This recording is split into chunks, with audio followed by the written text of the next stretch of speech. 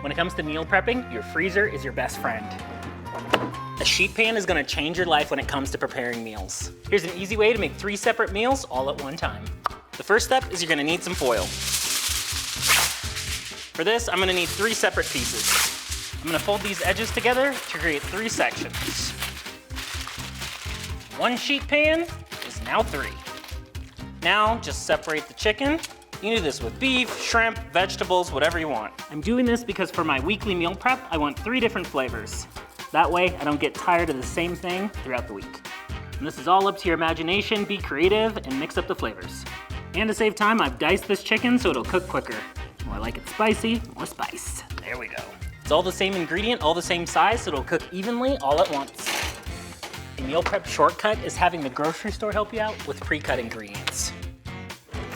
Frozen vegetables are also another huge time saver. The divider method works great, but alternatively, you can keep your ingredients plain and simple and mix up the flavors by topping them with different sauces.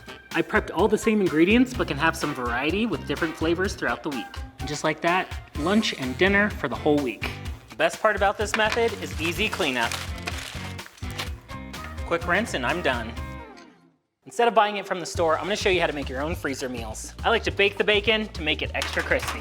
For the best scrambled eggs, let's use some low heat. That'll make them fluffier and they cook more evenly.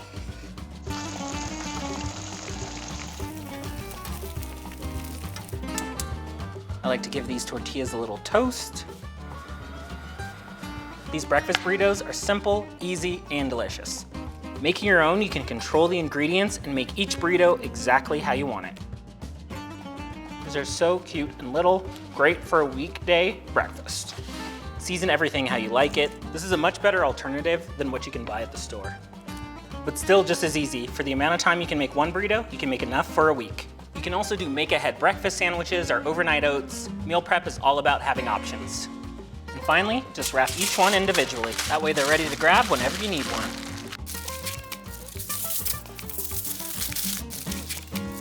To prepare all of these, it only took about 30 minutes. Make as many as you want, because the great thing is you can freeze these and they'll last for several weeks.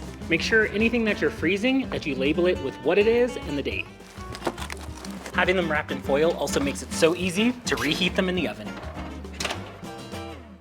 The next time you're slicing up apples, here's a tip you can use to keep them from turning brown. The first thing you're gonna wanna do is prepare a salt-water mixture. That's 1 teaspoon of salt for every 2 cups of water. Then slice up your apples and add them right to the salt water. These will need to soak for about 5 minutes. The salt water will prevent them turning brown, but not make them taste salty. Alternatively, you can use a lemon water solution. I like to roll my lemons first, that makes them extra juicy. Juicy, juicy. Doesn't matter if you get the seeds in there.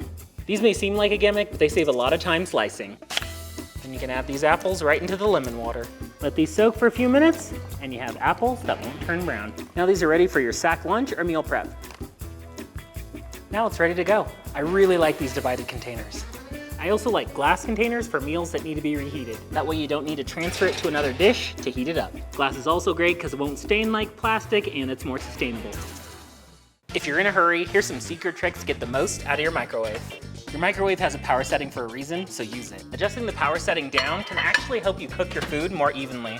Adjusting that power setting down will help prevent those hot spots where some parts are cold and other parts are still hot. There we go. Lowering that power setting, you'll need to cook things a little bit longer, but you'll avoid hot spots and cold spots.